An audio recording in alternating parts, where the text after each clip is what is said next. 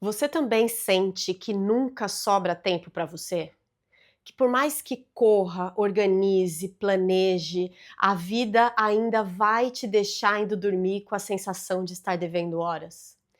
Isso não é sobre agenda ou organização, é sobre como você está se relacionando com o seu tempo e talvez com o seu próprio valor.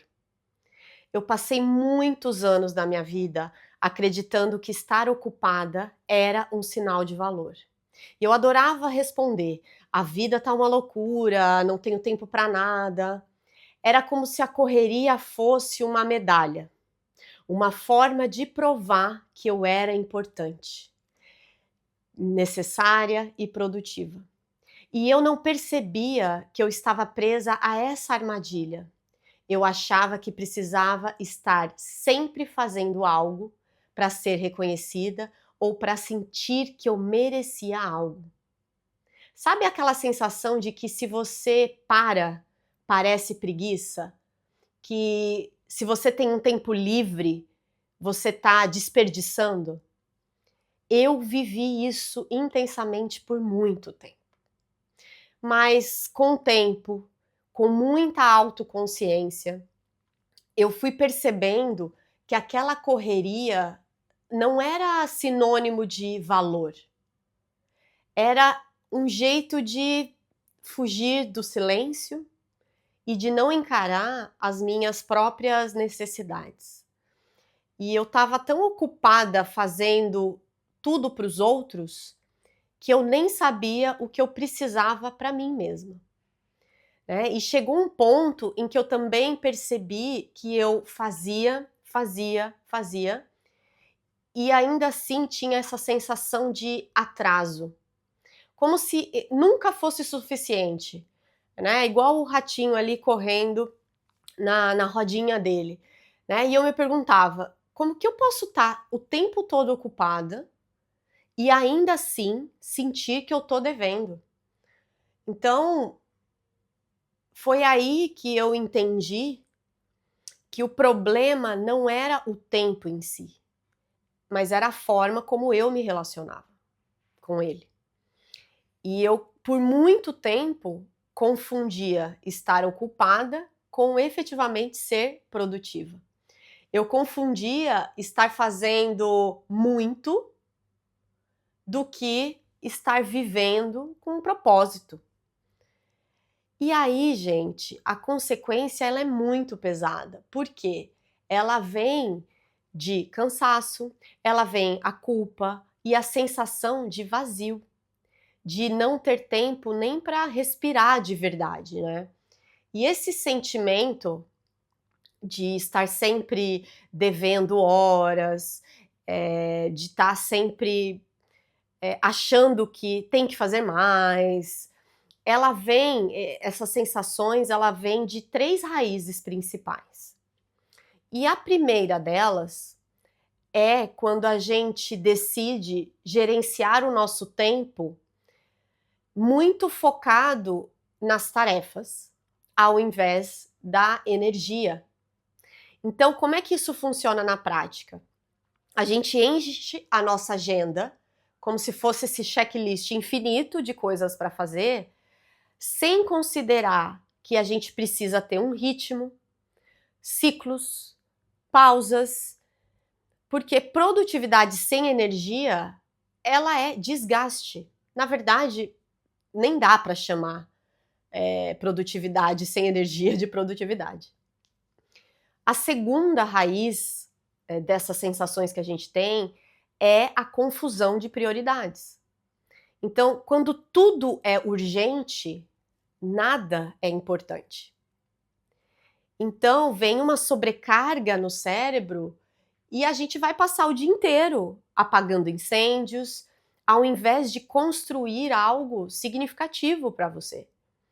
E aí vem essa sensação de fazer, fazer, fazer, e ao fim do dia você perceber que não fez nada. Porque no fundo, tudo que foi feito não te levou a um lugar.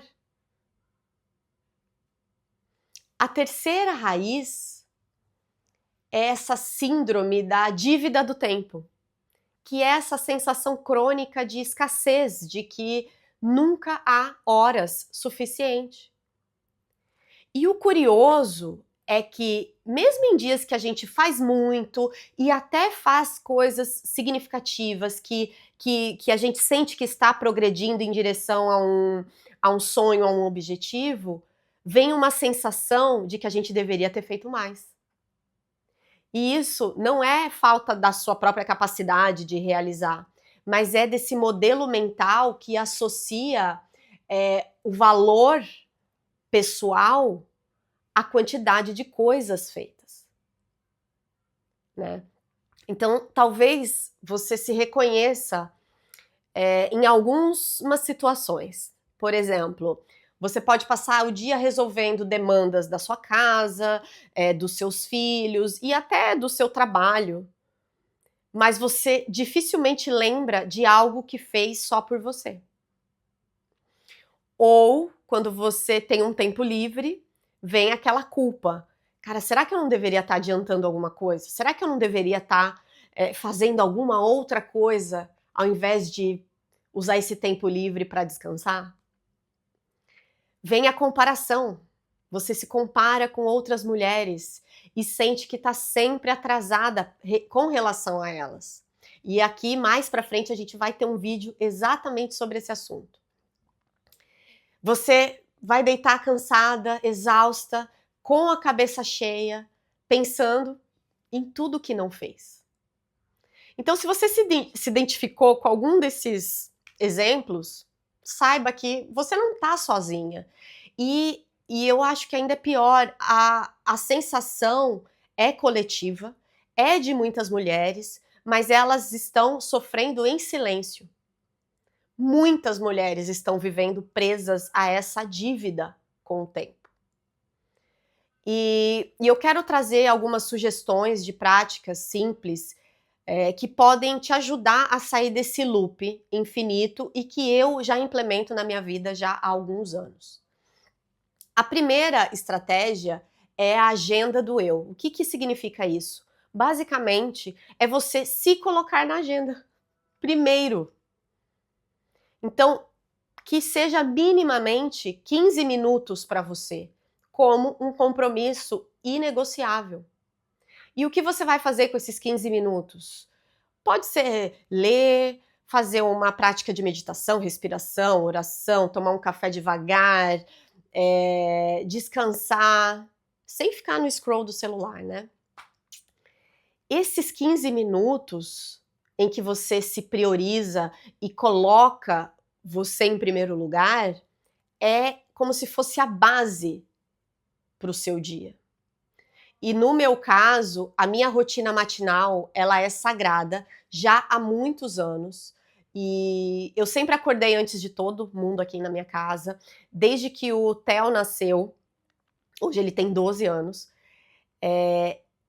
eu consegui estabelecer isso, de conseguir acordar antes que ele, para ter essa sensação de um tempo só meu mesmo pela manhã. E isso para mim vale ouro e é inegociável. E claro, esse tempo que eu tenho comigo de manhã, ele vai variar, não é sempre que eu tenho 1 hora, que eu acho que seria o sonho. Muitas vezes eu tenho menos tempo, não é igual o que eu faço nesse período, né? E eu posso até trazer um vídeo só sobre a minha rotina matinal. Mas isso já traz uma diferença muito grande na maneira como eu encaro o meu dia, quando eu me priorizo, de preferência pela manhã. A segunda estratégia é de identificar 3 prioridades e não 30 mil tarefas para você realizar naquele dia. Então você pode se perguntar, talvez nesse seu tempo, né, pela manhã, quais são as 3 coisas que, se você fizer hoje, já te deixam em paz? Isso vai reorganizar sua mente e tirar o peso daquilo que é impossível de ser feito. Então, assim, é claro que eu tenho sim uma lista de tarefas, de afazeres para o meu dia, e nessa lista ela vai ter coisas simples como agendar um médico, pagar uma conta, mas também tarefas mais complexas, como desenvolver o roteiro do meu vídeo, responder a uma proposta de uma cliente, mas independente da minha lista de tarefas, do tamanho que ela tenha, eu preciso determinar com clareza quais são as 3 coisas que, se eu fizer hoje, vão me deixar em paz, mas muito mais do que isso, que vão me colocar mais perto dos meus objetivos. Então isso vai nos conectar e me ajuda, né, pessoalmente, para entender aquilo que é urgente e aquilo que é realmente importante. E a última estratégia é uma prática de você avaliar e trocar horas por energia. Então, ao invés de perguntar quanto tempo eu tenho para realizar essa determinada tarefa, se pergunte quanto de energia você tem para o que importa agora.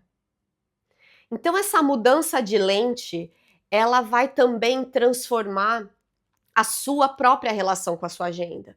E essa é uma grande mudança de chave que eu aplico também na minha vida já há alguns anos. Por quê? Muitas vezes, não necessariamente estamos com a mente clara, com a energia, com a disposição para fazer determinadas tarefas.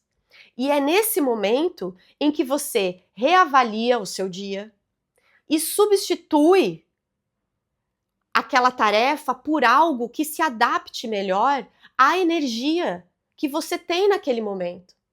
Algo que se adeque. Porque talvez o seu corpo, ele esteja te pedindo descanso. Ao invés de você se colocar talvez numa tarefa que demande muita energia mental, por exemplo. Então, essa sua adaptação, ela também vai te ajudar a você não simplesmente abrir mão de todas as tarefas, mas avaliar e falar, cara, nesse momento eu não tenho energia para fazer essa tarefa em específico, mas eu posso fazer uma outra que seja mais simples. Entende? E quando você começa a cuidar da sua energia e das suas prioridades, o tempo ele vai deixar de ser um inimigo e ele vai virar um aliado para você, né?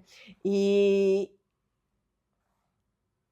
qual é o problema da gente ficar correndo atrás do tempo? O corpo vai responder com cansaço, gente, com exaustão. Então, no próximo vídeo, eu quero trazer o porquê você anda se sentindo tão exausta, mesmo dormindo bem, e o que você pode fazer para recuperar a sua energia real. Me conte aqui nos comentários qual dessas práticas você vai implementar ainda hoje para melhorar a sua relação com o tempo. Tudo bem? Até breve!